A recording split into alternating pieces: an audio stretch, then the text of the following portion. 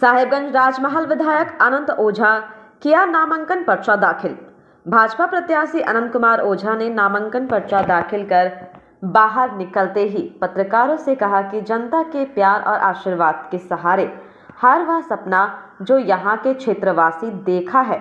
हर एक सपना को पूरा करने के लिए कोई कसर नहीं छोड़ेंगे।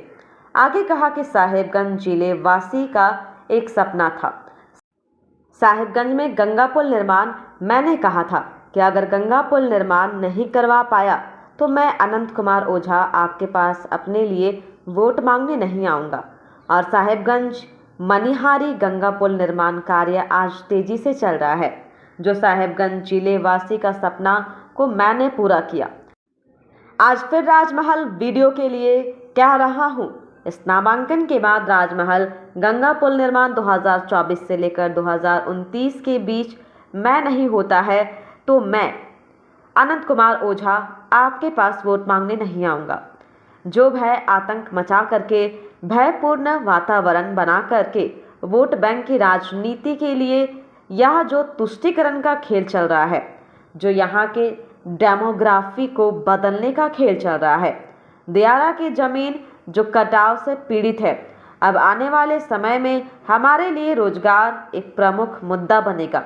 यहाँ पर जो उद्योग बंद पड़े हैं, इस सरकार में चाइना के लिए माइंस को बंद कर दिया गया षड्यंत्र के तहत।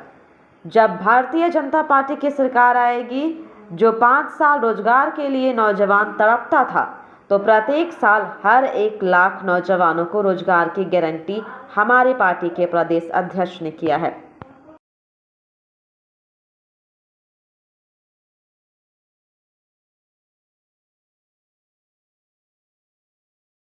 जो प्रेम दिया है, जो आशीर्वाद दिया है, प्यार और आशीर्वाद के सहारे हर वो सपना जो यहाँ की क्षेत्रवासियों ने देखा है, हर वो सपना को पूरा करने के लिए कोई कोर कसर नहीं छोड़ेंगे। और एक विषय, जैसे मैंने अनंत ओझा जो कहता है उसको हर हाल में पूरा करता है, जैसे मैंने साहेबगंज में यह जनता से आह्वान किया था कि अगर मुझे गंगा पुल बनाने का काम मेरे कार्यकाल में नहीं हुआ तो मैं अनंत ओझा खुद के लिए वोट मांगने आपके चौखट पर नहीं आऊंगा। आज ये नामांकन के बाद मैं आज ये राजमहल वासियों को संकल्प ले कहता हूँ कि अगर 2024 से 29 के बीच में राजमहल मानिकचक गंगा पुल का काम चालू नहीं हुआ तो 2029 का जब चुनाव आएगा तो अनंत ओझा खुद के लिए वोट मांगने के लिए राजमहल की जनता के सामने नहीं जाएगा।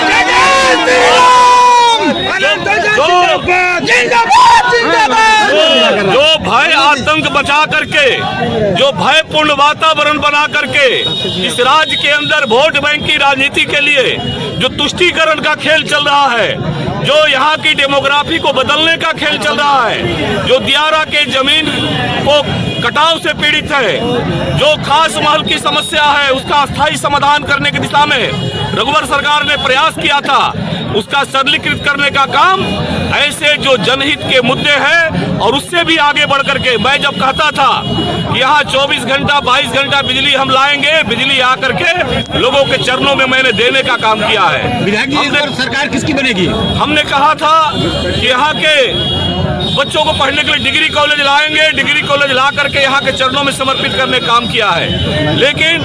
आने वाला समय में रोजगार का विषय, क्योंकि आधारभूत संरचनाएं, 4 लेन का काम हो, गंगा पुल का काम हो, बिजली की व्यवस्था में सुधार हो, ये सारी रचनाएं हो गई है। अब आने वाला समय में हमारे लिए रोजगार एक प्रमुख मुद्दा बनेगा कि यहाँ पर जो उद्योग बंद हुआ इस सरकार में,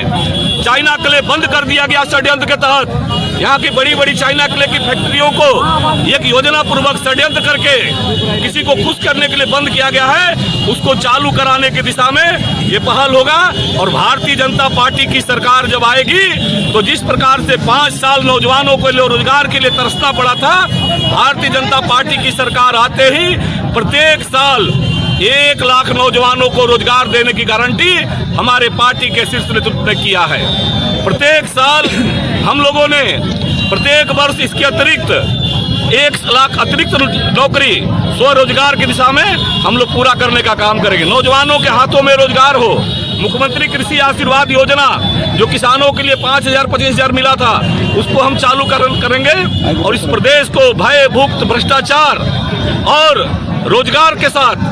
के खिलाफ जो इस सरकार हेमंत सरकार ने काम किया है, जेएमएम कांग्रेस सरकार ने काम किया है, उसके लेकर के